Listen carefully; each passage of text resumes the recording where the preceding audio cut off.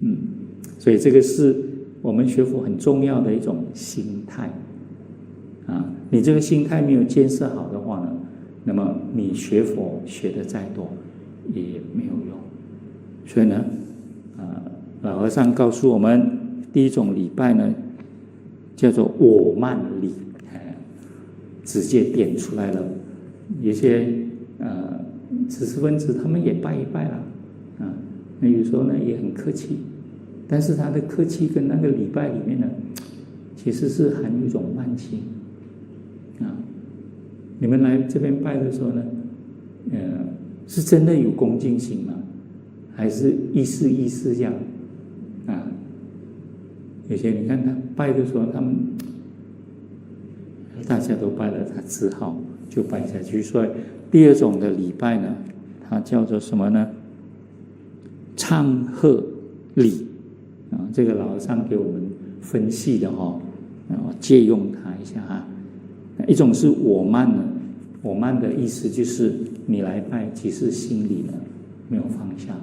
本来拜佛呢，它有一个功能，经常拜佛的人，因为拜佛的仪式呢，就是要把我们的最高的头部呢放到地上啊，地上呢是我们脚踩的地方。好，一般上我们的观念，这个是上，然后这个是下嘛，我们有上下的分别。当我们有上下的分别的时候，就我慢跟自卑了。我慢跟自卑其实是一体的。其实我慢心越高的人呢，其实是自卑感越重的啊。你们如果是常常讲说你伤到我的自尊心，那不对的，你伤到我的自卑感，自卑感才会被伤到，知道吗？自尊心不会，自尊心是一种自信，然后自我的尊重。你有自信，然后会尊重自己的人，你就会尊重别人。敬人者，人人敬之，所以它是相应的嘛。所以你有自尊心的人呢，你就不会觉得你受伤，因为你一定是有自信的。那你有自信的话呢，你显现出你自己的一种尊重，同时呢，这个尊重一定会尊重到别人。所以当你发现到你不会尊重别人，有一种慢心啊，然后人家讲你两句，你就觉得被伤到，那就是一个是慢，一个是悲，悲和慢实际上是一体的两面。所以自尊心越重的人呢，我慢心越重的人就自卑感越强，自卑感越强的人，他就要表现出一种慢。所以你们看那些小朋友很喜欢打人的，尤其是在学校里面，其实这些都是很自卑的，就自卑，所以他没有信心。没有信心的时候，他就感觉到人家要欺负他，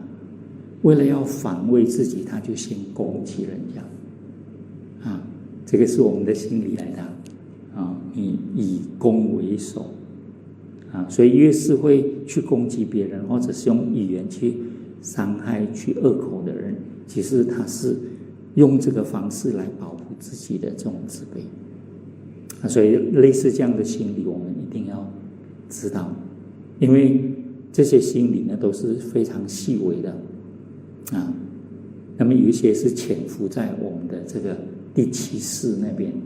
啊，我们知道有六识，然后六识的背后还有这个深一层的第七识，我慢、我见、我痴、我爱嘛，四个我跟它结合，所以这个比较深细的，我们平时没有注意到的，但是在我们的生活中，在我们的行为上就会显现出来啊。所以我们这个是顺便提一下啊，就是说，如果我们在礼拜的时候呢，是这样的一种心态，那我们就要小心啊。那我们如果是不尊重这个三宝，皈依三宝的时候，都觉得说我只要皈依佛宝、法宝就好了，那就是表示你有这个慢心。然后有这个慢心的话，你就要注意身系的那一层呢，常常就是一种自卑，就觉得自己有一些地方不如人，我们就常常要用我们比别人强的地方，来显现啊。所以我们没有这个能力的话，我们就可能会用暴力来表示啊。所以都是这样的一种心理哦。那么所谓的唱和礼呢，就是像你们一起来礼拜的时候，就大家一起拜上拜下起来，拜下起来这样。那拜的过程里面呢，心也可能没有我慢，但是是处在一种无记的状态，知道吗？就是没有说好还是很坏，反正大家拜我就跟着一起拜吧，啊，然后就那种态度就不尊重了。然后先讲到这里的时候呢，我们就接下来呢就要讲，其实呢我们为什么要叫礼敬诸佛，礼拜诸佛？礼拜诸佛里面有的是我慢的，有的是唱和的，所以我们要礼敬诸佛。那么这个敬呢，实际上是非常重要的，恭敬礼啊。那么这里呢放在第三，就是可能前面两个就是没有恭敬，下面的几个都一定要有恭敬心。而且这边讲恭敬只是讲一般我们的恭敬心，其实我们会恭敬它一定跟我们的这个理解有关系，跟我们的智慧有关系。如果我们对佛菩萨的理解，对经文的理解没有那么深彻的话，我们只可能会停留在表面的恭敬啊，礼拜啊，形式上各方面都很到位，老师教的这个拜法各个部位各个部分你都做得很好啊。那从表面上看起来都很恭敬，那么你自己的心也有一份的恭敬。那我们也知道说，为什么我们即使有这样的恭敬心，可能你还是停留在所谓的这个所谓五乘供法的这个礼拜而已。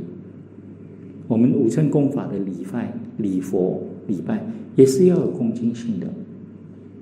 但是特别讲礼敬，这个敬呢，其实要从我们的内心去看到。那么你这个敬是怎么样升起来？比如说我们对一个人恭敬的话啊，它要建立在你对这个人的一种了解理解啊，这个理解呢有深有浅啊，所以很多时候呢，我们礼拜的过程里面呢，就变成了对象是我们的偶像，对不对？礼拜偶像有问题吗？我们现在呢，把这个偶像呢，怎么样讲，就世俗化了，知道吗？所以你们的偶像是谁呢？你们看到某个人就整天想跟他拍照的，偶像对不对？我们这边有时候会有偶像出现哦，这几天哦，有偶像跟你们在一起哦，那么你们对他理解多少？我们就是看到他，比如说我们现在最明显的偶像，多数是什么呢？是明星，对不对？公众人士哦，然后唱歌的哦，你看一场演唱会哦，哇，那些人啊，多少钱的票他都肯买我们一个华严法会你们就没有这么疯啊？你们的偶像应该是佛吗？对不对？他那个演唱会这么贵，很多人都要去买，还包括有时候所谓的黄牛票，太贵人买，就是要进去，挤破头也要进去一下，然后在那边跟人家喊然后感受一下那个气氛，然后有些几千个人，有些几万个人，哇，那个场面大，几万个人的场面呢，那个唱歌的人或者是那个偶像站在那边，你这么远看得到他吗？看不到，但是就是要去啊。你对他了解吗？你了解的就是他的歌，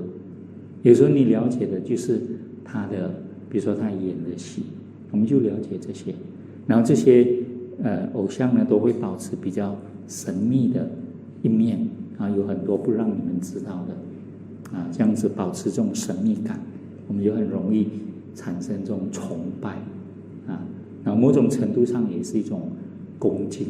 崇拜。但是如果你了解这个明星，或者是了解这个演唱歌者的话，发现到说他们的人品非常好啊。我们看到很多明星，他们做了很多慈善的事情啊，奉献自己很多的力量，甚至把自己呢这个血汗赚来的钱都做了很多公益的事。我有一阵子觉得不明白，后来我觉得说应该给他们很多钱，因为他们赚的都是血汗钱。你看一个人啊，站在舞台上面唱2个小时，然后又蹦蹦跳跳，我都50、60岁了，知道吗？他的舞伴是20、30岁的，那个20、30岁的蹦跳理所当然嘛。他50、60岁，他还要跟他讲哇，有时候唱还跌倒我说他们赚的真的是血汗钱啊，血汗钱。那有一些呢，他有了那么多钱，不是自己本身享用，他就拿出来很大的部分拿去做很多的公益的事情那么这样的一些，如果是类似这样的明星，你把他当偶像，是因为你理解他，你知道他的人品很好，你知道他很有慈悲心，那么甚至有一些呢也很有智慧的。你不要看有些只是表演，不是，他们自己本身也不断的在深造不断的在进步的所以这样的偶像呢，我们崇拜他这个应该的，因为他是一个很好的榜样。那后来我们也发现到说，有一些类似这样的偶像呢，被发觉到说人品不好，然后呢出了很多问题很多人的偶像叫偶像破灭，对不对甚至呢有一些觉得这个他的天地塌下来了因为他认为这个是他最高的崇拜的对象，结果一下子呢发现到说哇，原来他人品这么差所以你对他的崇拜是盲目的、无知的没有，虽然有恭敬，可是这个恭敬呢就是盲目的。所以为什么如果我们没有这个智慧的话呢？你看这些恭敬，像我们礼拜各路神明或者是这些佛菩萨，如果我们是当作说他能够给我们什么利益所以我们在拜这个神的时候不一定每个神都是这样，是我们人在拜的时候，我们这些信徒的心态我们放4个苹果，然后在那边拜，你所求的就一大堆了，求一家平安，这个应该了，求赚大钱求有大房子，有什么什么你就放4粒苹果罢了对，所以这种才会被我们认为是叫做迷信，知道吗？会被认为迷信，就是你的这种崇拜，你的信仰，你的恭敬心呢，它是盲目的像我们有一些人迷信科学也是一样，崇拜这个科学，认为科学无所不能，但是科学无所不能的同时也很危险。我们刚刚这2天又发生了这个我们国际又发生了一件很严重的这个战争就是在中东那一带，那么以色列跟巴勒斯坦巴勒斯坦有一组这个游击队就攻击这个以色列的国土跟以色列的一些地区。那么他们会这样做，也是长期以色列的这些士兵以色列的政府也长期经常会去骚扰他们，甚至去攻击他们、伤害他们。所以两边结这个仇已经结了几千年，好像是从圣经开始，他们就已经结这个冤、这个仇因为他们的源头都是这部经典那么他们所信仰的这个对象都同一部经典，可是呢，长期是因为民族的这个冲突，到现在还没有办法去消解这种科学呢，他们用的都是科学很先进的东西，所以呢，迷信科学很危险不是无所不能，它可以什么都可以破坏所以我们就看到说，这些人都是迷信科学的，认为科学可以帮他们解决问题，因为我把你打到你趴了，我就赢了，就相信他们的这个东西所以我们要知道，所有的这些现象显现出来，它一定要有这个智慧帮助我们去判断它所以呢，我们对佛菩萨的理解有多深，我们的恭敬心就会有那么深所以恭敬先把它谈到这里，是先让我们避开连理解都没有，然后就升起了一种慢性，一种无忌跟着大家一起拜然后拜为什么要拜也不太知道，那么有些要拜呢是很勉强的拜那么这些呢都是没有恭敬心的。但是一旦你有了恭敬心以后呢，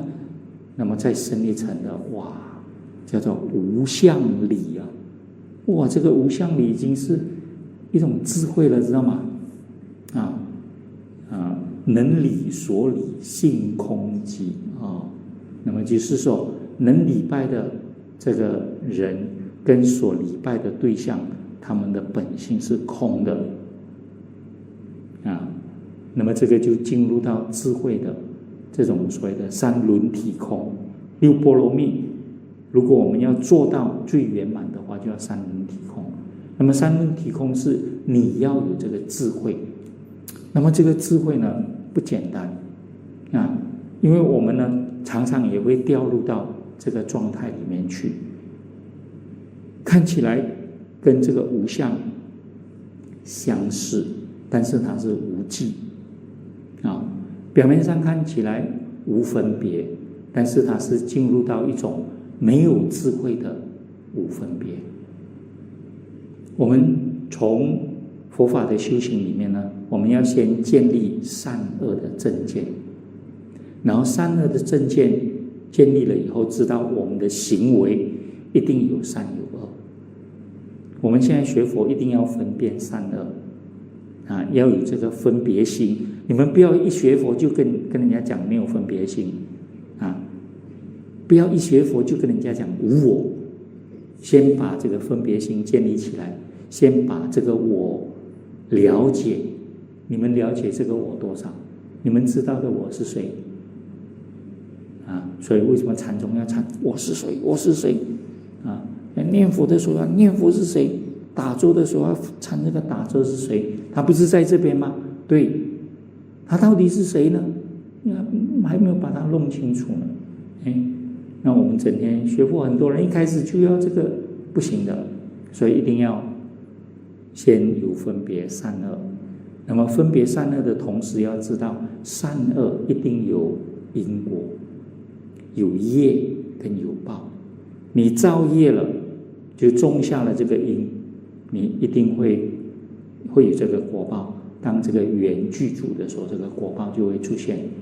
那么在这个过程里面呢，我们有善恶，所以行善跟造恶的过程，它就会有这个业力就会潜伏在我们的心里面，然后遇到这个因缘具足的时候，它就会成为这个果报如果善有善报的话，善的就是福报恶有恶报，就是不好的这个果报就会现出来。那么在这个过程中，一定有一个流动的过程，一定有过去跟未来。你造了，然后你显现，它一定有时间。时间其实是因果流转的一个现象显现出来。那我们这样子去理解。那么这样理解了以后呢，你再深一层的时候，就发现到，不管是善业还是恶业，你在造作的时候都是有因缘的。之前我们谈到打坐的时候呢，你跟人家吵架的那个业现为一种报，在意识里面显现的时候呢，你有没有让这个报继续发展下去呢？如果你继续在那边继续跟他吵架的话呢，他这个就轮回了。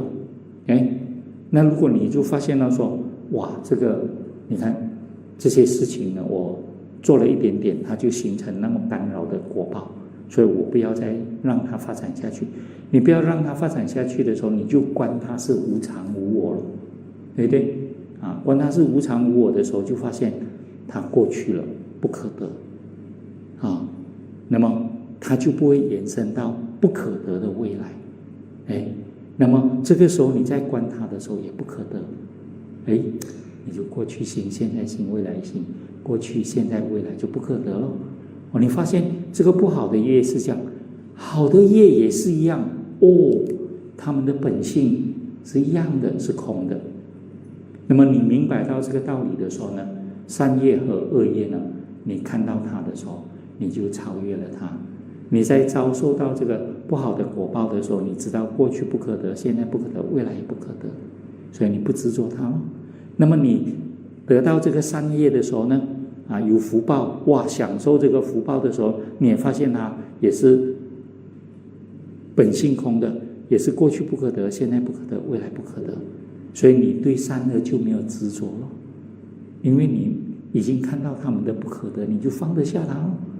你这样的时候的不可得，那么你这样的时候的一种明白无分别，那才是对的。可是这个无分别呢，它是建立在有分别上面。所以你很清楚的知道了这个有分别，你很清楚的知道了我，最后你发现我并不是一个实体，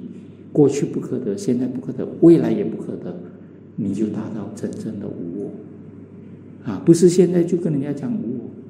我，我都不要了，你给你了，给你，送完了以后心里又怪了。有很多人一学佛什么都不要了，然后给完了以后发现自己什么都没有了，又不是真的无我了，然后想办法再去弄一点出来，那不是一样吗？然后弄出来的时候又怕人家知道，又怕人家讲。我们有些学佛的人都是这样，告诉你学佛了，你不要住那么大的房子，不要住那么大的车子，可是自己照样住你们都要无我不用。所以就不清不楚的这种没有智慧的分别，没有智慧的无分别，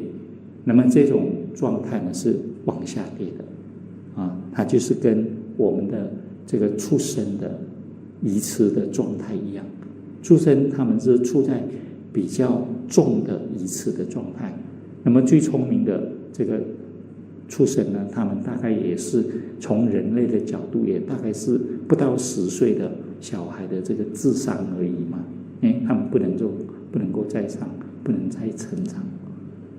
那么他们的有一些无分别，像小朋友没有分别，这个抓起来一次，那个抓起来一次，你说他有无分别心、同心但是他不知道、不懂得分别吗？等到他懂得分别，你们懂得分别还用吗？不用了。那么到了一个阶段，你发现这个也是空的，你敢用吗？还是不要用？虽然知道，但是呢，在现实的现象里面，你不需要去做所以我们就了解这个过程。所以这边所讲的无相呢，是有了恭敬心，对这个佛菩萨开始有一种比较正确的理解。然后你再进入到这个无相的时候，你的礼拜呢就更恭敬了，因为你对佛菩萨，还有甚至对自己，这个无相也包括了自己然后知道说我们所行所持，这一切呢，都是在修行的过程中。然后呢，我们通过这样的一个学习，增长了我们的智慧，让我们能够更好的去通过这个理解，然后来表达我们的这种信心，这种恭敬心。所以这个恭敬心，它有理智，然后呢，它也有这个